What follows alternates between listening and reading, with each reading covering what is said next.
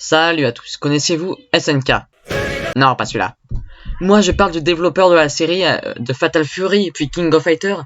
Mais comme dans la dernière vidéo j'ai déjà parlé d'un versus fighting, aujourd'hui je vais parler d'une autre de leur série qui est toujours vivante aujourd'hui. Je veux parler de Metal Slug, et plus précisément du troisième opus. Metal Slug X. C'est parti.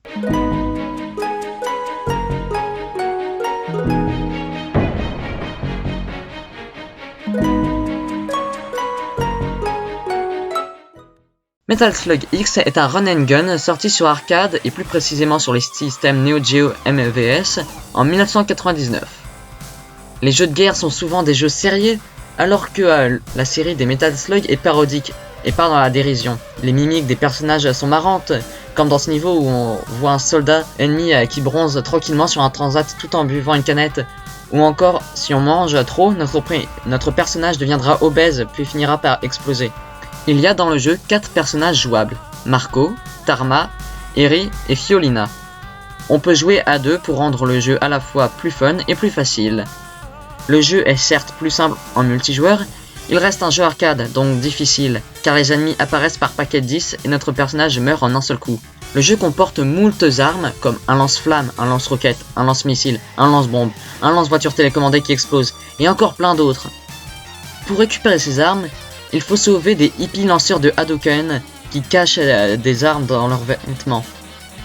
Les personnages ont aussi de base des grenades qu'ils ont en nombre limité, mais on peut en récupérer d'autres en sauvant des hippies. Dans certains niveaux, on pourra trouver des moyens de transport qui pourront aussi nous servir d'armes.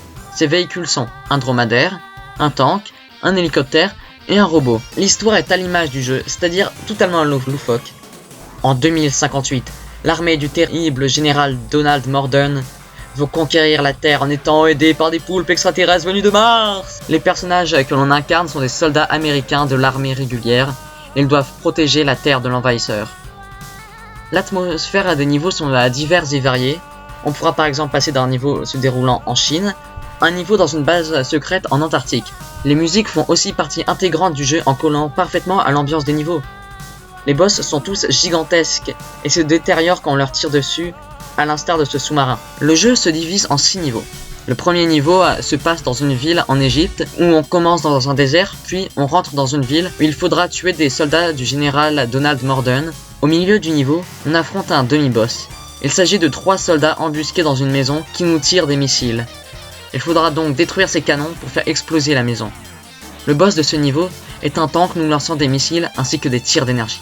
Le second niveau se passe dans un temple égyptien où on trouve à l'entrée des mineurs, puis peu après, on en envoie un effrayé car face à lui se trouve une horrible momie qui l'attaque pour le transformer lui aussi en momie.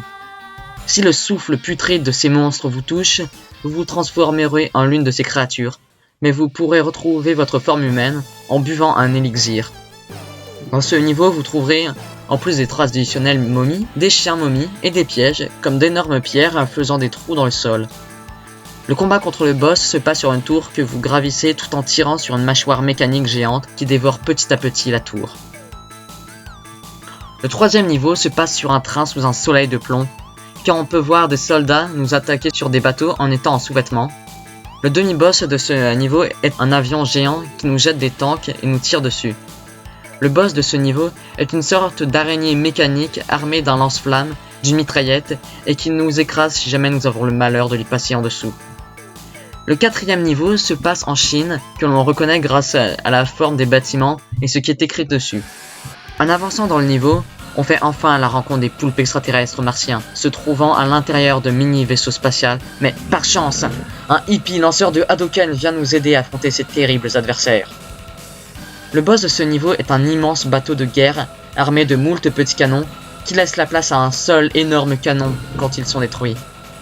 Le cinquième niveau commence dans une ville, puis peu après on finit par pénétrer dans un tunnel où il faudra arrêter des trains nous fonçant dessus tout en évitant des soldats ennemis. Au bout du tunnel, on trouve un égout infesté de zombies. Au sol, il y a des manivelles qui permettent de faire tomber les armes se trouvant sur le toit. Le boss de ce niveau est un sous-marin nous lançant des tirs d'énergie et qui se détériore énormément quand on lui tire dessus. Le 6e et dernier niveau commence en Antarctique, où moult soldats nous attaquent en protégeant leur base. Mais après avoir passé un pont suspendu tout en sautant de missile en missile, on affronte le second général Donald Morden, Alain O'Neill, qui se bat avec une mitraillette.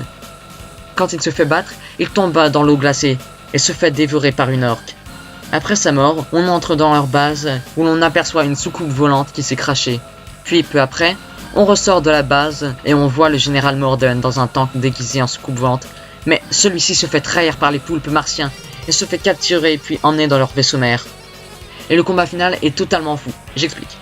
Pour affronter ce boss qui est gigantesque, les soldats ennemis ainsi que des hippies balanceurs de Hadouken viennent nous prêter main forte.